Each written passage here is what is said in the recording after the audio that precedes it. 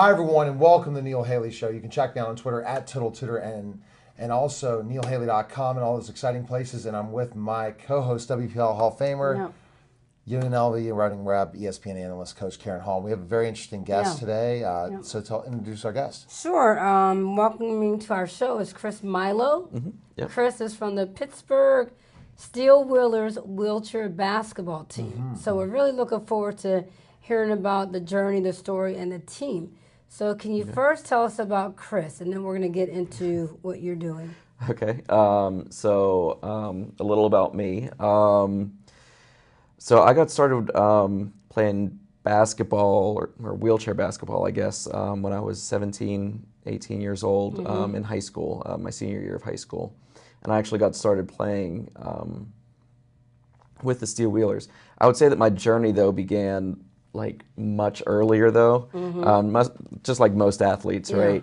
And in the fact that, one, I was paralyzed when I was 4. So in a car accident. And going through grade school, was kind of tough, know, because I feel like the odd one out. Nobody else really has a disability or anything. And I tell this story sometimes. It's kind of funny to me, but I think it was like 2nd or 3rd grade. I got very frustrated because in gym class we were going to shoot basketballs. And I felt like everybody else could at least get close to the hoop or do whatever, and I just couldn't, and I struggled. And I threw the basketball at my gym teacher, and basically just left class, just was out. And normally that would be detention or out of school suspension, disciplinary action, whatever. And my principal was an amazing woman. And she actually sat down with me to identify what the issue was. And it wasn't this outburst. It was directed because I felt different and I didn't feel like I could fit in. And so she kind of gave me an ultimatum, which was that I could have detention or she would work with me on shooting a basketball. Really? Yes. Wow. And so we stayed after school in lieu of detention for, I don't know how long it was, but it was, easily a month or longer. Just working up to shooting a basketball. And I feel like that's where my love of sports and basketball and all of this started. And years later, I started playing for the Steelwheelers organization here in Pittsburgh, wheelchair basketball. And in the middle of playing, the coach for Edinboro University, we're playing against Edinboro University. The coach for the wheelchair basketball team at Edinboro University saw me and approached me about playing basketball for their college team. And so it actually got me into college. And I played at the collegiate level. There's only at the time, I think there were only 6 teams collegiately. There's now 8 to 10, somewhere in there. Oh, I didn't know that. And and it's wheelchair basketball is currently the only adaptive athletic sport that's sponsored at a college level, and that you can get a scholarship for. So I got recruited to go play there, which was amazing. My coach ended up, after I was gone, but my coach ended up coaching the Paralympic wheelchair basketball team, so he's an amazing coach, and taught me pretty much everything I know about the sport. I'm still in contact with him, still a great guy. And came back down here to Pittsburgh, and it's where I live, where I work, where my heart is, all of that. And joined back up with the Pittsburgh Steelwheelers, played with them for a number of years. And then the coaching position kind of got handed off to me. And so now I'm kind of in this transition period where I'm coaching and playing, and I'm hoping to get out of the playing because I'm getting a little bit old for it. So I'd kind of like to pass off my playing time onto somebody else once we get some more players in. Now, were you, so in between joining the Pittsburgh Steelwheelers in Edinboro, did you already know the Pittsburgh Steelwheelers existed? Yeah, that's how I got my started playing wheelchair basketball. Yeah, was playing for the Steelwheelers. But I only got to play for them for about 1 year, really, before I went off to college. Wow.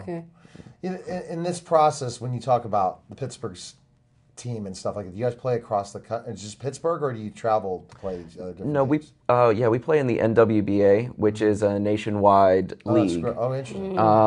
And our conference that we play in, or our little division or whatever, is mostly in the northeast, kind of Midwest area. So we play teams in Indiana. We play Detroit. There's 3 or 4 teams in Ohio. We're looking to go out to Philadelphia in March. Oh, wow, okay. We've been down to Virginia Beach, so we it's do almost travel. Like it's almost like the semi-pro league for it, or Exactly. But there's no other. Is there a higher level than what you guys play? So in the NWBA, it is the highest or the only league really in the USA. Okay. And we play at the Division III level, which is the lowest level. Okay. And they have a Division II and a Division I, Even respectively. Pittsburgh, there's a Pittsburgh Division I? No. We only have a Division III right now. So what separates the divisions? Is Just it the skill level. talents? Okay. Skill level, yeah. So, Interesting. and a lot of it has to do with resources. Okay. There's not a lot of wheelchair athletes out there, so it depends on the resource of the supporting organization. So in our case, the Steel Wheelers, Yes. as an organization, and it depends on how many athletes you can bring in, and then the talent level of those athletes. I'm hopeful that in the next 5 years or so that we can grow the program and get back up at least to Division II. Division I level is usually the people that go to the Paralympics. They're the top notch. They're the people that represent our country at the Olympic what level. cities? But they're not in your league, Division I. No, well, they're not in our division. Yeah. Okay. So you actually have conferences, so to speak. Mm-hmm. And so you're NWBA, National Wheelchair Basketball Association. Right. Division III. Division III. Within your own conference. So do you have actual tournaments, championships? Do you kind of go through a season to get there? Our season starts in September, October, depending on when we actually schedule our first game. And goes through April, and we have championships in Lexington, Kentucky. And the top 16 teams from each division are all invited to go and have a Final 16 tournament. So there's a big city. A bunch of cities are involved in this. How many cities? Nationwide. Oh, wow. Yeah, there's at least 80 teams. I'm not sure the exact number in the NWBA. Have you guys done well since you played in the league? Yeah. So we've had our ups and downs over the history of the program. Right now we're ranked 11th in Division III. Okay. Yeah, and so like I said, nationally. So like I said, the top 16 teams will get invited to go to Lexington, Kentucky, to compete for the national championship at our division. Wow. So, and it's one loss and you're out. So it's a lot of pressure. Yeah. So you're playing, you're coaching. So talk about the dual role, because that's not an easy position. Yeah, no, it's really, really tough. When you're coaching, you've got to take on the administrative tasks. You're trying, from my perspective, I'm trying to grow the program. I'm trying to do outreach. I'm scheduling tournaments. I'm scheduling practice times, running practices. Right. And then as a player, you're also out there playing and training still. Right. And so I think one of the hardest things that I'm learning is that it's hard to see what exactly is going on the floor when you're on the floor. Right. Because I can only see most times what's going on my half of the floor, what's going on directly around me. And that leads to some interesting things where, you have some players that don't always agree with what you're doing or what you're seeing. Luckily I have a good friend of mine, Chaz Kellum, used to work for the Pirates and now works for the YWCA. He's my assistant coach. He helps out, and he's my second set of eyes. He sits on the bench and helps kind of identify what may or may not be going on out on the court. So we try and tag team it a little bit, which is, I think, important. I don't think any one person in any sport can identify all the problems and should be a sole pillar of knowledge. So I think it's important to kind of have that second set of eyes.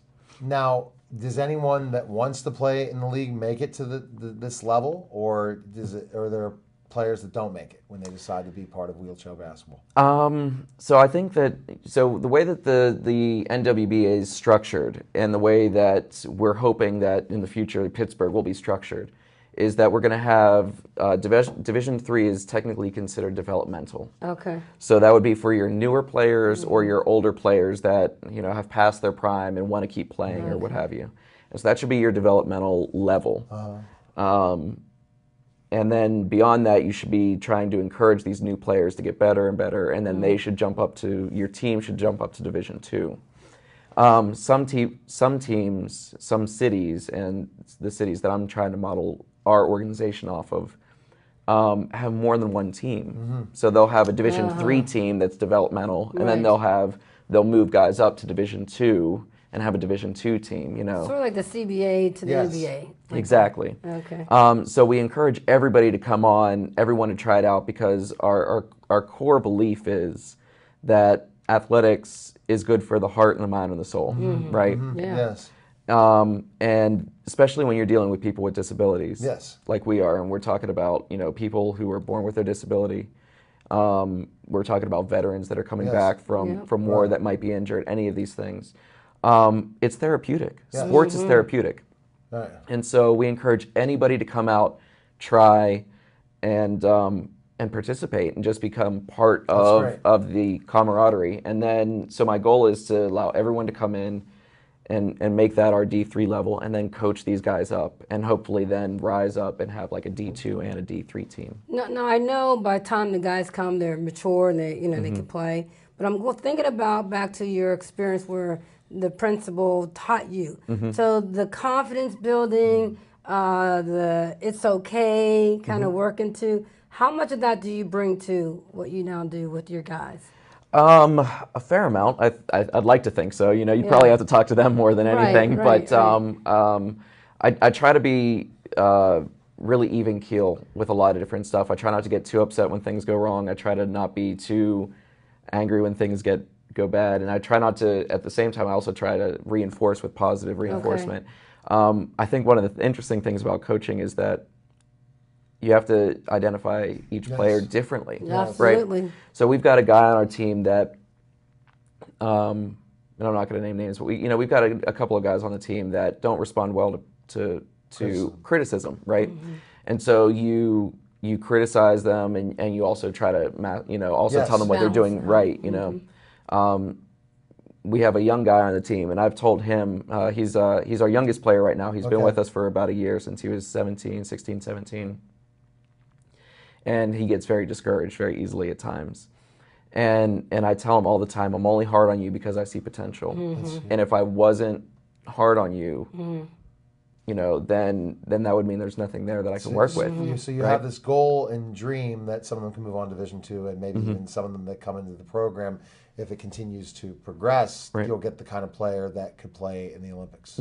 We have this young man that I'm talking about. Really amazing guy, really amazing man. He's actually been recruited to go to Edinburgh as well. Okay. So I'm really excited about that. I think it's a great opportunity for him to get his degree, which I'm not sure how much was an option before, but he's going to have something that he can go to school for, and get his degree and learn and grow as a player, as a person. And so that's amazing to me. When we get back, I want to talk about the Edinburgh thing. You're watching the Neil Haley Show, and we'll be back in just a moment.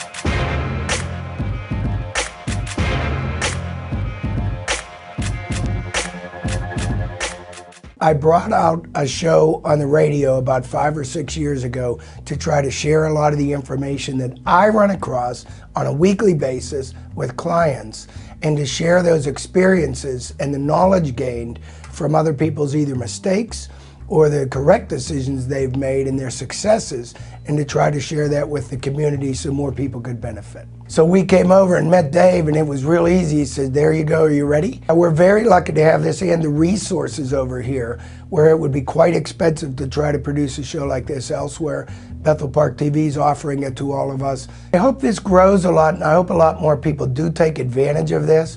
You're missing out on a marvelous opportunity if you don't. it's really a free gift for you to be able to share yourself and your experiences and what your value is with others at low to no risk. Anyone who's considering doing a show, come on out of your shell.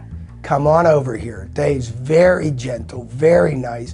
He'll help guide you through this. If you make mistakes, he'll edit it out and record it over, so don't worry about saying something wrong. Just come over and share what you have with others. Just be yourself, come over here and let other people see who you are, why you're here, and who you're trying to help and what you're trying to say. It is that easy.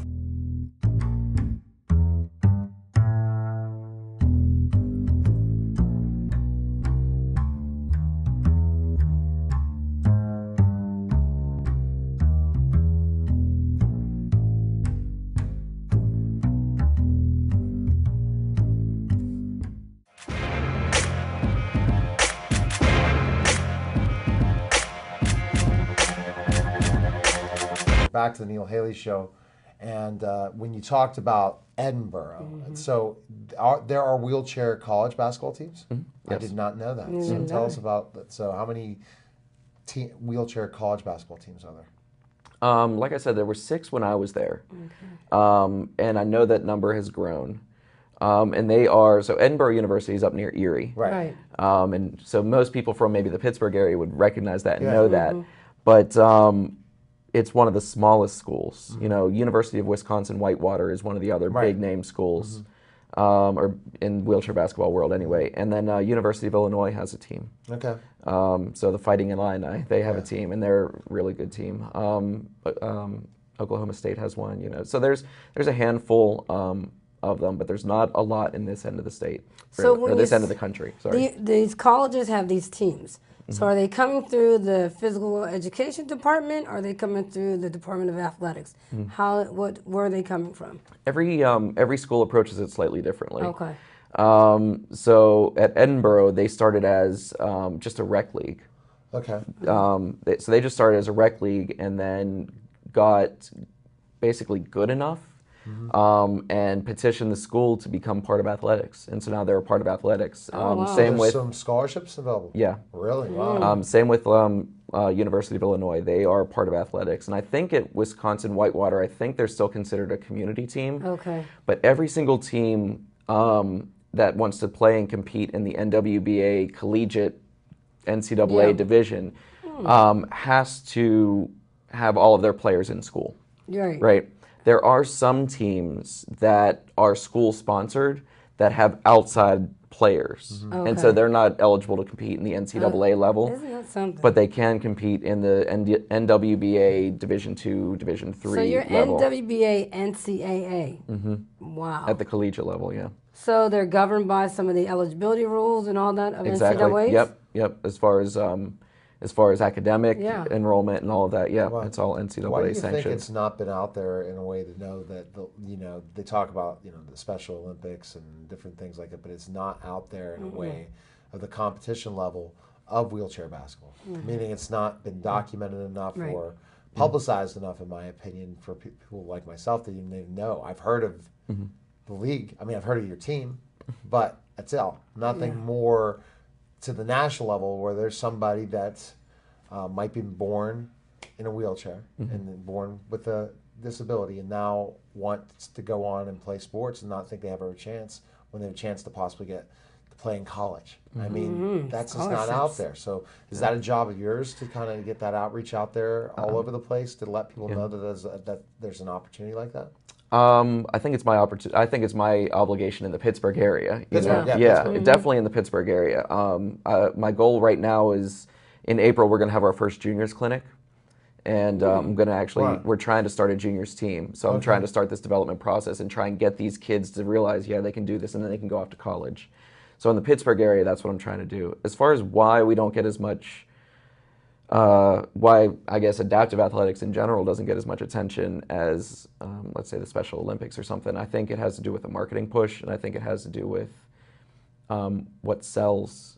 And unfortunately, and I'm going to have a little critique about America here and about our society, but we joke about this kind of on our basketball team, but when you pass that age of being a cute kid with a disability, it seems like society doesn't care. And it's a shame because there's so many stories that should be shared and could be shared, especially when you talk about, you know, how people were raised, when you talk about veterans, all of these things. And I think one of the areas of most concern, at least for people in the disability community, and especially in the disability athletic community, is the lack of attention that's being shown to the Paralympics, which is completely different than the Special Olympics. Oh, so this is the Paralympics is where you would go, I mean, not be the Special Olympics. Yeah, Special Olympics is specifically for kids and people with intellectual disabilities. Okay, that's right. Okay.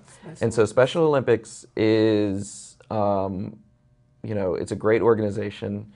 They encourage people, you know, to again have athletics to raise morale and all and team spirit and all this stuff. But it's very much, you know, everybody gets a medal, everybody feels good, that kind of a thing. And when you have parents as your biggest cheerleaders, you know, obviously it's great and it puts the word out there, which is great.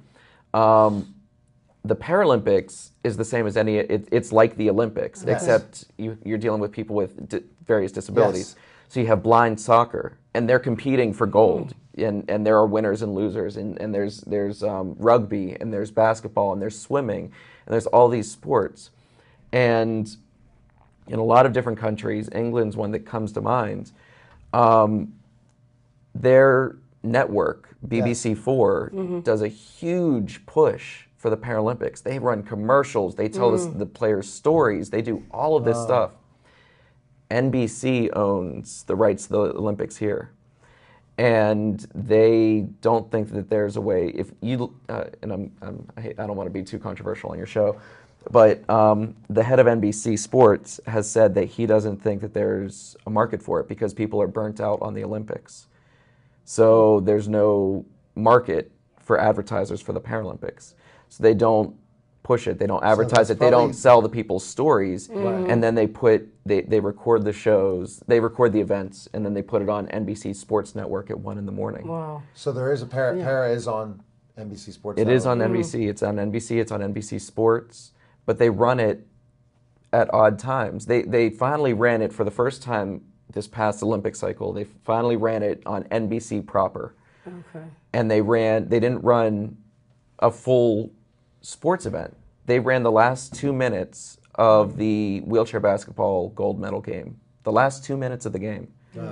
And then they would cut to swimming for like 2 minutes. Well, it's interesting because as a women's basketball player, I mean, women's athletics had to grow. Yeah. So I can totally get what you're saying to where years ago it was one game a year, which was the final. And depending on where they wanted to put it, you either would catch it or you get highlights. Yep. So I totally understand where you're down here and you just have to keep growing. You have to keep growing. So now women's athletics is better today. Yeah. But we still have more to go. And it's just the marketing, it's the outreach, the junior wheelchairs. I mean, that is where it continues to grow. Yep. Because you'll find kids in there. I think that the thing that's going to take it to the next level is social media. I think that the video, the parents with the younger kids that could be in the Paralympics, meaning that they're competing and the level, getting that out there, then when they become more and more adults, and then just putting that stuff viral in your community are sponsors. So if you could bring the entire para community together, sharing stuff, doing Facebook, Twitter, all this different stuff, tons of video views, sponsors will come because they'll see that there's a community. Yeah, I think what's tough right now, at least from my vantage point, is that NBC owns the rights to the streaming. And what I'm so when it comes to like sharing the wheelchair basketball game, for example, got the most views of any streaming event through the Olympics. And it shows the power of digital media on this. Right. But when NBC owns the rights to it, that means that you kind of cut out some of those things. So I'm kind of hoping that not the NWBA doesn't have much of a role in this, but the Olympic Committee does, and more importantly, the Olympic Committee is also responsible for what goes on with the Paralympics. I hope that they do a better job of trying to push for this kind of stuff. Well, and think about ABC. The last thing we're running out of time, Speechless. That it's amazing. That's a great way of of the platform to bring it out in such a great light. They do. It's a tremendous show for how they're able to put that together and everything. I think that's the start. But again, NBC's not looking at that. ABC's the one that did that. And so, because there is a community, I think that people look at, only a certain target, what America wants. Well, there are tons of different target audiences thanks to all this media. There's not just, you got tuned into the top 3 stations. There's so much more. So at one point, negotiations with the Olympics Special and Para should look at, hey, let's go stream this ourselves. Let's do something ourselves and say goodbye. We'll go with the sponsors, the families that want to sponsor things and activities like that. And what's a shame is like if these networks would realize that they have a built-in story there. You know what I mean? They will draw in advertisers and everything. It's the way I envision it, poker makes it onto ESPN. Darts makes it onto ESPN. There's no story there. It's just ESPN mindless. I think ESPN would grab it because especially the ABC parent network. So it just depends on how long the Olympics stay on NBC. Yeah, well, not even that, but I mean, if they were to even just try, for example, if they wanted to even just say our league, Division I, we're going to do this and we're going to highlight people's stories and show major competition and do it like as a double feature. You're the guy. They would be amazing. To do this. And the NWBA, I mean, that's what they should be pushing for. Hey, but you're the guy that can do this. Well, yes, unfortunately, it's the NWBA that needs to really push it. You have a voice with them because of where you are and who you are in the league. You're a coach, you're an administrator. I'm going to try. So you're going to have to try. Keep making it happen. So the best place we can find information on you, I know that you have a business, a video business. You can go plug that, and also information on yourself and all that, and where you're going to go. Yeah. So I also do video production at 87 Spokes Productions. Working on finishing up our first documentary right now, and it's called The Tragic News. It's about how the media handles families with tragedy. And what the ramifications are for those families afterward. And we're in pre-production on our second documentary, which is disability and religion, and how religious communities impact disability, disability people with disabilities. And vice versa. So that's what I do for work. If any of your viewers want to find out some information about the Steel Wheelers wheelchair basketball, you can go to steelwheelers.org. We also have a Facebook page and a Twitter. And if they want to find out more about wheelchair basketball as a whole, there's nwba.org where the whole league is housed. Right. Yeah. Well, thank you. Well, definitely we'll be in touch. I think that with the connection, your video and my social media stuff, we definitely can work together and do some stuff and some that'd be great. And see how we can do things. Yeah. So thanks for coming by. All right, appreciate it. Thank you so Thank much. you, Chris. All right, that was the Neil Haley Show. Take care, guys, and we'll see you next week.